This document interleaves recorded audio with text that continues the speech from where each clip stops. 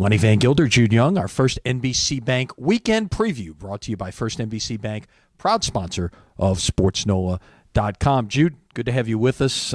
Pinch hitting for Ken today. You're just the pinch hitter deluxe this week, I guess. I try to be a Swiss Army knife around here if at all possible. I'm a team player. There you go. It's always good to be a team player. Let's start with the Pelicans. Season over following a win at Portland. The Blazers resting a bunch of players as they were already locked in to the 8th spot. But at least, even though you weren't facing someone's best, the Pelicans at least get to go into the offseason with a good taste in their mouths. It's good to get an opportunity to see some younger players, some players who may play bit roles moving forward, have their opportunity to shine before the end of the season. I don't know how much you can take out of that, like the second-round pick from this past year, Cheick Diallo, who was up and down from the D-League throughout the season, but he showed a little bit when he got his opportunities, including in the finale, and that's nice because if you're Dell Demps or whoever's going to be making the decisions for the Pelicans, you want to be able to figure out what you have that can help you win next year. The offseason begins, and there's a lot of work to do. Yeah, Demps and Alvin Gentry meeting with the media on Thursday afternoon, so we will see what they have to say. Certainly the fact that they are getting the media opportunity Thursday afternoon might suggest that perhaps they are indeed back for next year. It's hard to tell because we've seen throughout the years on the Pelicans side some indecisiveness as far as decisions have gone. A couple of times I can remember press conferences called that were canceled. So I expect the status quo until we see some sort of decisive move over there on airline regarding what they're going to do for the future. We've heard rumors, of course, for a long, long time, including names like Joe Dumars coming in and taking over basketball operations. That's a big guessing game. I think that's more agents and people who have agendas around the league putting out that info as opposed to people who really know what's going on. I wish we could say more, but right now, whether you're a local journalist or a national insider, nobody really knows what the Pelicans are going to do. So stay tuned. We'll be learning just like you will. And, of course, regardless, it appears it's going to be a long shot for the Pelicans to hang on to their first pick. It's only about a 4% chance that they get in the lottery to mean they hang on to it, which, doing the quick math, means there's a 96% chance that that top pick, which figures to be 9th or 10th overall, gets conveyed to Sacramento. I'm thinking of that scene with Jim Carrey from Dumb and Dumber. That's all I have to say about it. So you're telling me there's a chance. There you go. Let's shift gears to college baseball. Big home weekends for LSU and Tulane. Tigers get a chance to come back home, take on Ole Miss after 2 of 3 against Arkansas, and then the win over UL Lafayette on Tuesday night at the Shrine on Airline.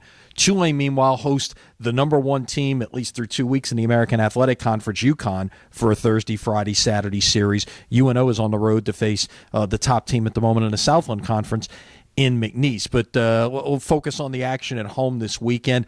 A couple of big opportunities for LSU to continue their momentum, for Tulane to, make a dent at the top of the conference standings. 3 really good series involving those teams, but closer to home, as you say.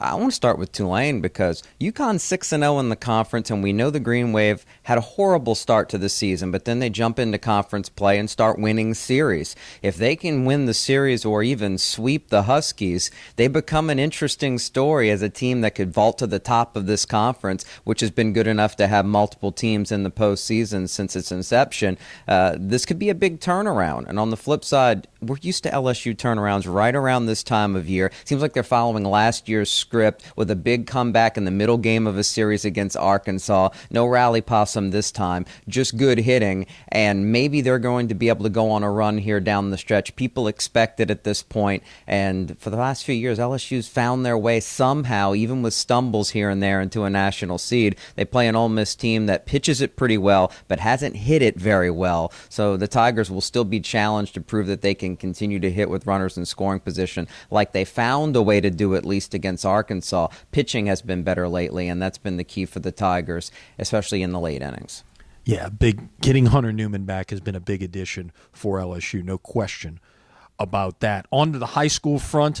Start with softball. The brackets being announced Thursday. We'll get you a full breakdown at sportsnola.com. Fast pitch 96 coming to Sulphur in a couple of weeks.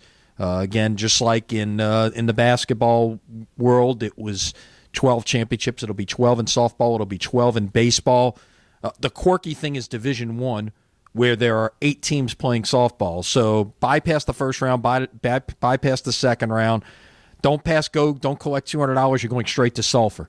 That's, if you're in that bracket, no matter what your record is, you're in the top 8. Just make your reservations for Sulphur. The bad news for those teams, and we'll talk about it in baseball as well, is they're not going to play for 2 weeks now.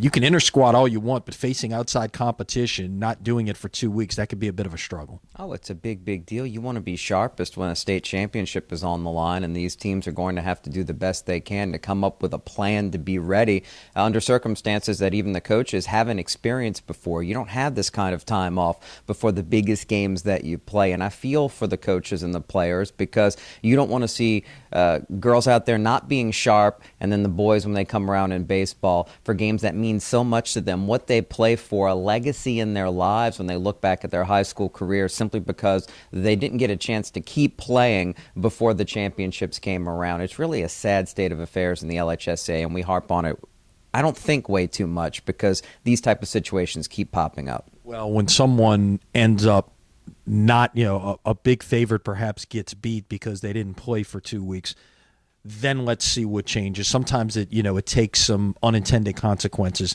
to see change come about. We'll see how it all plays. They had actually talked at the convention this year about passing a rule to allow some games to be scheduled in the interim there, but it didn't get done with the right language to get done for 2017. So let's see what happens going forward. On the baseball front, Saturday, 11 o'clock, WHNO TV 20, latest edition of the First NBC Bank Prep Showcase. You'll watch a very, very good E.D. White team take on St. Charles Catholic in a game that was played on Wednesday. And Jude, look, we've seen some good and bad baseball in the area this year, but I think a lot of people know about John Curtis, some of the other top teams in the New Orleans area. Don't sleep on E.D. White. They may bring a state championship back to Southeast Louisiana as well. They're in a position to be a number 1 seed in their division. They played without 2 starters, including their leadoff hitter, and they had a dominating effort against what we know is a very good Comets club.